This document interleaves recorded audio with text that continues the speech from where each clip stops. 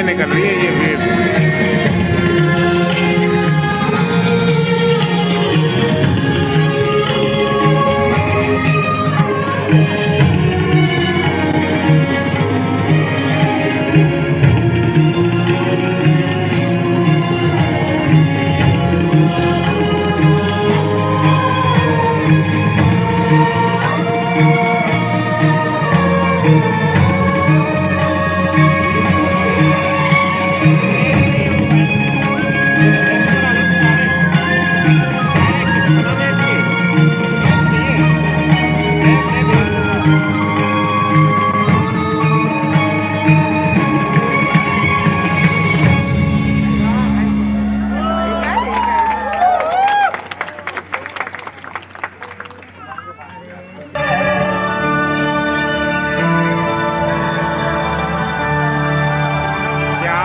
विनम्र किसान का बेटा था वो दृढ़ता का भंडार। वल्लभ भाई पटेल नाम कहलाता था सरदार। कृषक कार्मिक जनगण से था उसको प्यार अपार। अखिल देश ने उसे रहनुमा किया था स्वीकार। गांधी बापू का शिष्य, सत्य अहिंसा का अवतार, किंतु एक भारत करने को धर लेता हथियार। लौह पुरुष संबोधन था वो लोहे की दीवार। तेज पुंज तुम, शक्ति पीठ तुम, बल का सागर अपरंपार। ऋणी देश का नम्र नमन तुम स्वीकारो सम्मान।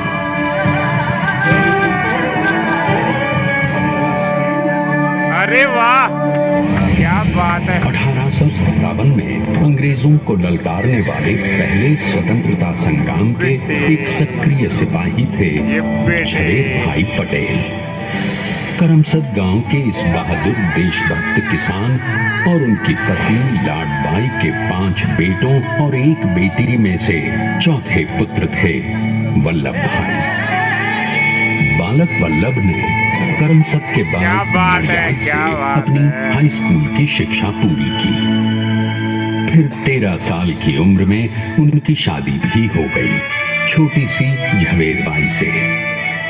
2 बच्चों, बेटी मणिबेन और बेटे डाया भाई को जन्म देने के बाद झवेरबाई असमय ही चल बसी। सदी बदलने और 20वीं सदी आने पर उनका जीवन भी एक चमत्कार की तरह बदला। लीडर का इम्तिहान पास करके वो वकालत करने लगे। पहले गोधरा, फिर आणंद और उसके बाद अहमदाबाद में। मगर जल्द ही वकालत छोड़कर वो बैरिस्टर बनने की इच्छा से इंग्लैंड चले गए। लंदन में बैरिस्ट्री में अव्वल आने और वजीफा जीतने वाले वो अनोखे भारतीय थे। अब तो अहमदाबाद की वरिष्ठ अदालत में बैरिस्टर पटेल की जिरह और जीतों की धूम मच गई। क्या बात है, क्या बात है। तभी एक युग पुरुष ने वल्लभ भाई के जीवन की धारा ही बदल दी। दक्षिण अफ्रीका में सत्याग्रह के अहिंसक अस्त्र से गोरे शासकों को सबक सिखाकर भारत वापस आए बैरिस्टर मोहनदास करमचंद गांधी से मिलकर वल्लभ भाई ने अपने कुछ बरसों से सीखे विदेशी व्यवहार और संस्कार हमेशा के लिए त्याग दिए और अब वो अपने खेड़ा के किसानों को हक दिलाने के लिए बापू के साथ आंदोलन में कूद पड़े। अब उनके पैरों में जूते नहीं, गांवों की धूल थी। हृदय में भारत भूमि की शस्य श्यामला धरती। मन में थे गांधी और मस्तिष्क में एक नए स्वतंत्र भारत का सपना।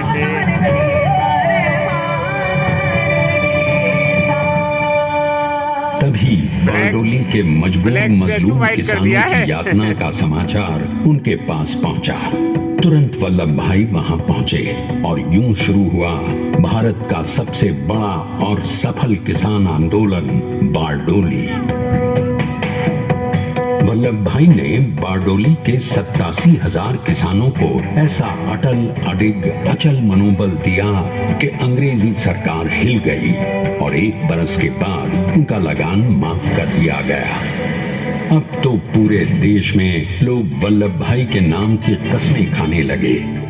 स्वयं महात्मा गांधी ने कहा, अब वल्लभ भाई मेरे शिष्य या साथी नहीं, सारे देश के सरदार हैं और देश को मिल गया एक अनोखा असरदार सरदार।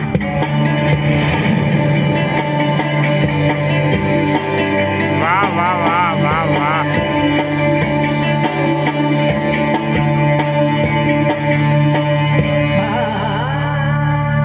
सरदार पटेल के नाम और देशभक्ति से अंग्रेज डर कर कांपने लगे। 1930 के नमक सत्याग्रह और दांडी कूच में वो बापू से भी पहले गिरफ्तार किए गए।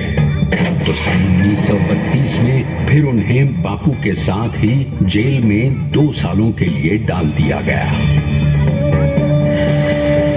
मगर आजादी के दीवानों को, स्वतंत्रता के परवानों को कौन गिरफ्तार कर पाया है? जेल से छूटते ही सरदार को कांग्रेस के नए राष्ट्राध्यक्ष पद पर चुना गया और उनकी सरपरस्ती में राष्ट्रवादी भारतीयों ने तमाम ब्रिटिश सूबों में जीत हासिल कर वहां अपनी स्थानिक सरकारें बनाई। किंतु सरदार का सपना केवल सरकार बनाना नहीं था, उनका स्वप्न तो था एक ऐसे नए भारत का जहां हर रंग, हर रूप, हर जात, मजहब, तबके का हिंदुस्तानी एक साथ मिलकर एक ऐसा नया भारत बना सके जहां पूर्ण स्वराज के साथ सारे समाज को गरीबी, अशिक्षा, छुआछूत से भी आजादी मिल जाए। इसकी पहली रणनीति थी भारत को अंग्रेजों की गुलामी से आजादी, ताकि भारत के लोगों की अपनी सरकार सबके साथ और सबके विकास के लिए काम कर सके। बापू की अगुवाई में अब देश ने अंग्रेजों को अंतिम चेतावनी दे दी, करेंगे या मरेंगे, क्विट इंडिया, अंग्रेजों भारत छोड़ो। बस फिर क्या था, संघर्ष की रणभेरी बची। 3 सालों के लिए सरदार पटेल को भी सत्याग्रही नेताओं के साथ जेल में ठूंस दिया गया। 2 सालों के बाद अंग्रेजों को बापू के सभी शिष्यों और साथियों को छोड़ना पड़ा।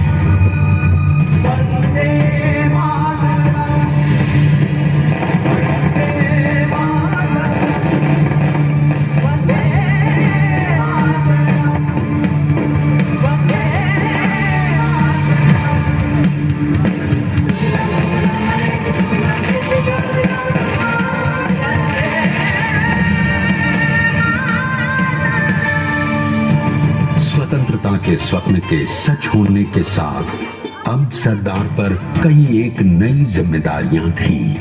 आने वाली आजादी की तैयारी और एक नए भारत के लिए नए लोकतांत्रिक संविधान की संरचना। जैसा उनके साथी ने खुद कहा था, सरदार ने ही छेनी हथौड़ी लेकर एक नए भारत को उकेरा है।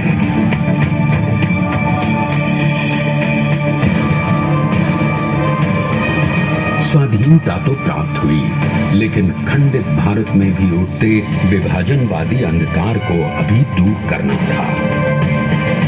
जब देश के खंड खंड होने का भय उत्पन्न होने लगा, तो सरदार ने निर्भय होकर खुद अपनी केंद्र सरकार और साथियों को भी चुनौती दे डाली और जम्मू कश्मीर को बचाने के लिए सारे देश का आकाश वायुयानों से भर गया।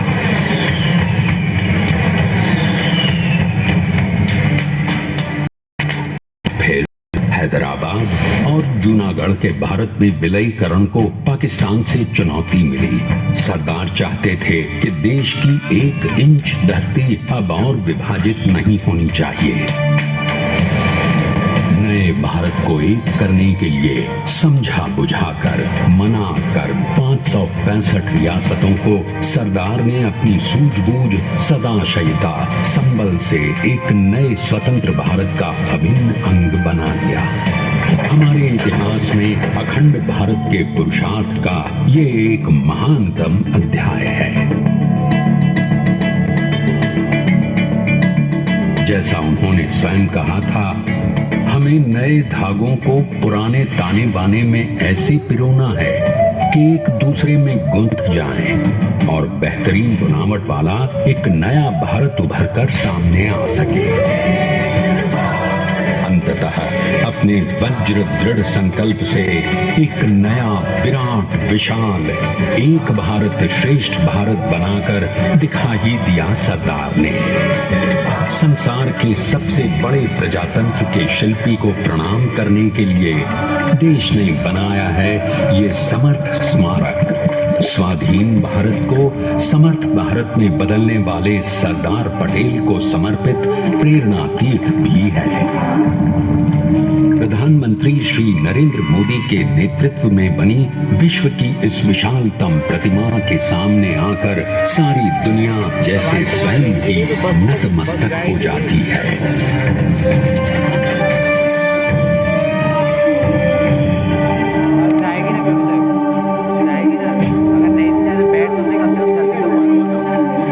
थोड़ा रुक जाते हैं जब ये देखते हैं कि अगर देश को बना गया वो अमित अटल, हरा सका उसे न कोई शत्रु दल। चट्टान के समान सा पुरुष प्रबल, पटेल को स्वदेश का सम्मान है, पटेल को स्वदेश का सम्मान है, पटेल को स्वदेश का सम्मान है, पटेल को स्वदेश का सम्मान है।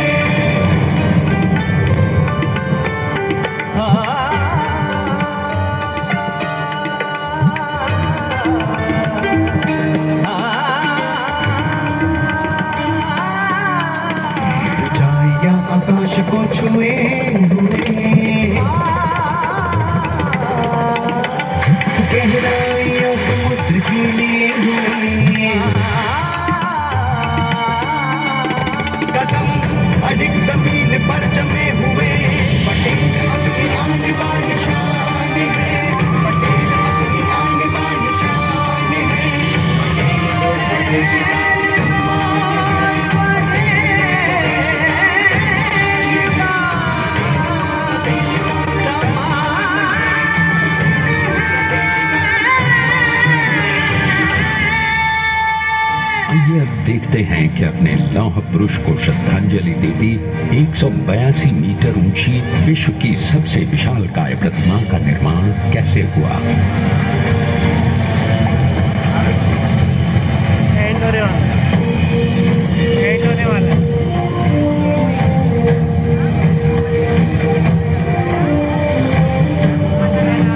गगन चुंबती इस अद्वितीय अभूतपूर्व प्रतिमा को बनाने के लिए सबसे पहले नदी पर 4500 क्यूबिक मीटर का राफ्ट बना और फिर सीधा 600 फीट का कंक्रीट का कोर बनाया गया।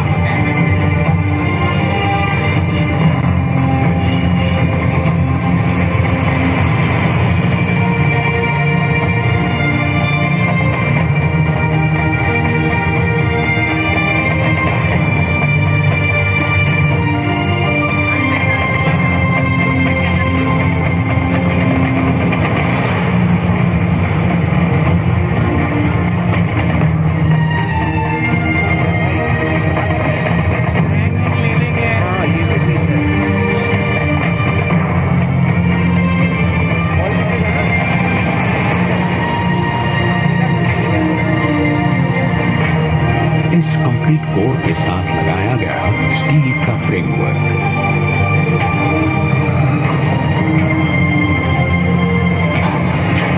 और इस फ्रेमिंग पर 6500 ब्रॉन्ज के पीसेस लगाए गए। 6500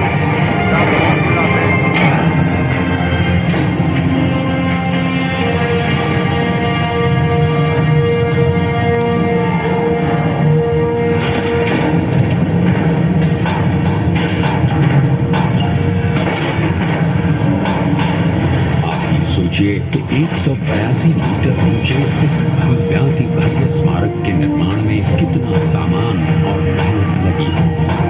70,000 metric ton cement, 18,500 metric ton reinforcement steel, 6,000 metric ton structural steel और 1,700 मेट्रिक टन ब्रॉन्ज।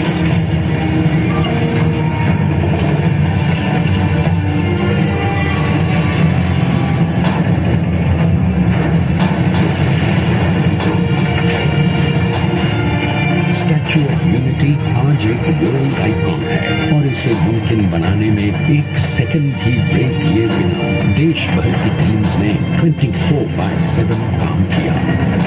250 से ज्यादा इंजीनियर्स, 4,500 से ज्यादा स्किल्ड फोर्स और कई लाख मानव दिन। हम गर्व से कह सकते हैं कि कुल मिलाकर स्टैच्यू ऑफ यूनिटी के निर्माण में 95% माल सामान, मजदूर, इंजीनियर्स और एक्सपर्ट्स थे भारतीय। जानते हैं कि 182 मीटर ऊंची इस भव्य प्रतिमा को